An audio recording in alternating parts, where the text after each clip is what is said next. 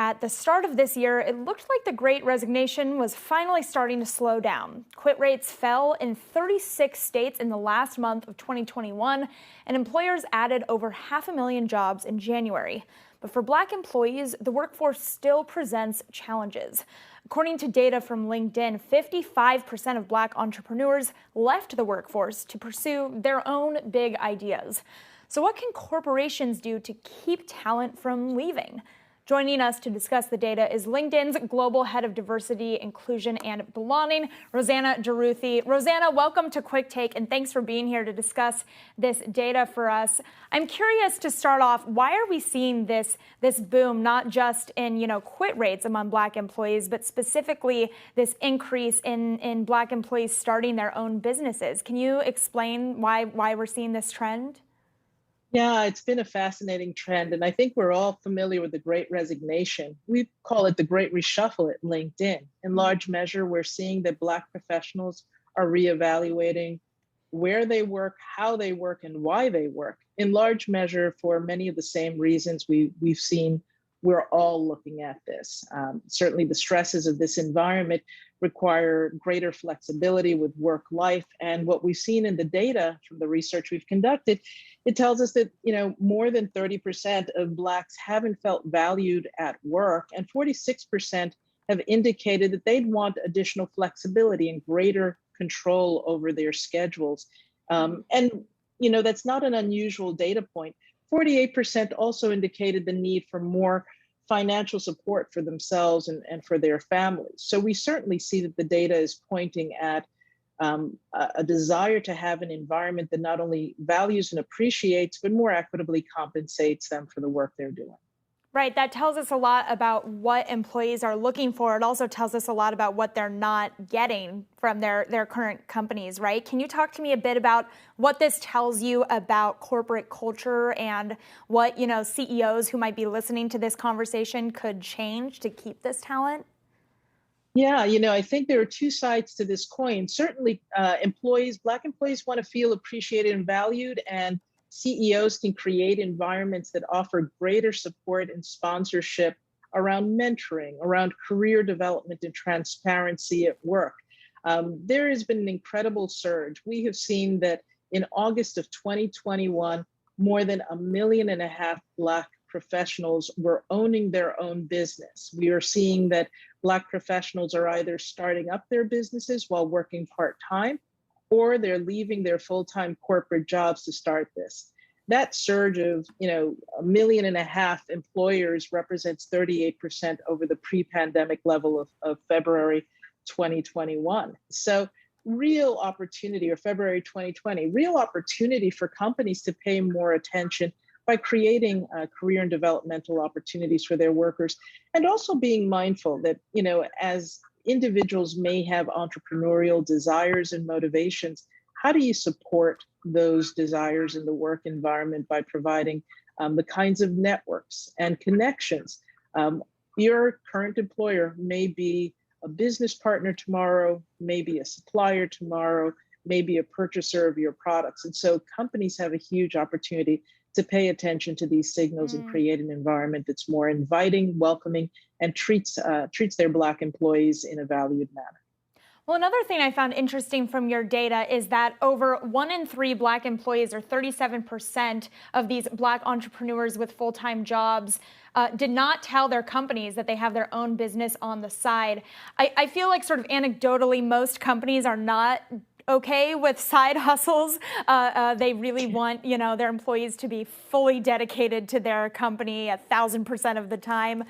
Is that something that needs to change in order to keep employees happy long term? Certainly, both in order to keep employees happy long term, but also to attract a workforce now where we see that people have ambitions and aspirations, and they want choice. And so while it may seem viable for companies to tell their employees they don't want them to pursue their external side hustles, the reality is people want better lives for themselves. And if they don't get the kind of flexibility and support from their employers, they'll find a way to get those opportunities and leave their company sooner. What we saw was that there was a large number of people who didn't declare that they were going to leave their company because they still have a lot of other challenges that get in the way. From a financial standpoint, we saw that there's a large percentage still, 36% of employees indicate they can't get financial access. So they're not going to leave their job unless they have the venture capital to support their new businesses. What we also saw is that many people still have obligations for other family members. And so, Black employees, Black professionals, and I would dare say the broader professional workforce is looking for greater opportunities, but they're not able to leave if they feel that they're not able to be transparent. They've got to stay in their current jobs and try to make these opportunities work and build networks that they presently don't have in order to be successful. And so we saw that was a really important data point that came up among entrepreneurs, that they cited it's really hard to start a business when you don't have a supportive network. Employers can play a really important role in having people feel that they can be their authentic selves, and they'll find that they'll not only do a better job, they stay longer and they encourage others to come into those companies as well. Interesting. So Yeah, it's a big, it's part of the power. right? It sounds It's like part of it's the a power of the big, ecosystem. a big like attraction and retention tool for employees. It is. It is. Absolutely.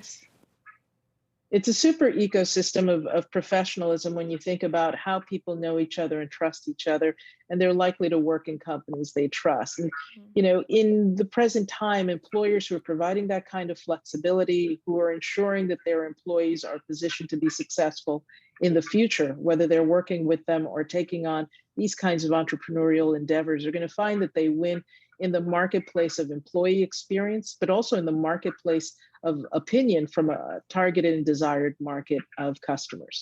Right. It's sort of like a let me choose to stay here as opposed to Yeah. forcing me, which of course sounds more appealing. You mentioned the challenge of funding. Can you talk to me about, it's so capital intensive to start your own business. Talk to me about the challenges that Black entrepreneurs face in sort of launching off on their own.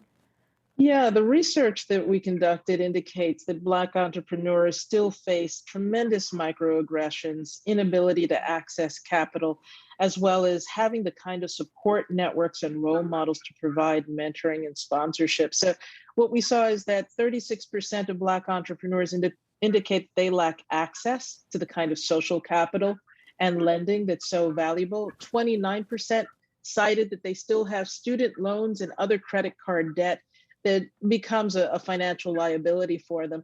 And 25% indicate that they have financial support for others who may be extended family members.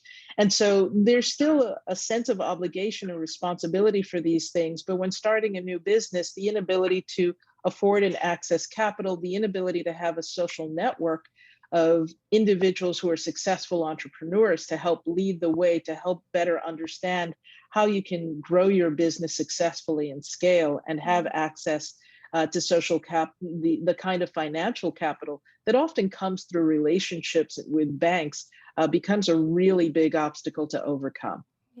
Yeah, really appreciate that explanation, Rosanna. And our final 30 seconds here, do you see the great reshuffle, as you call it, continuing throughout 2022? And if so, do companies need to kind of act quickly to change that?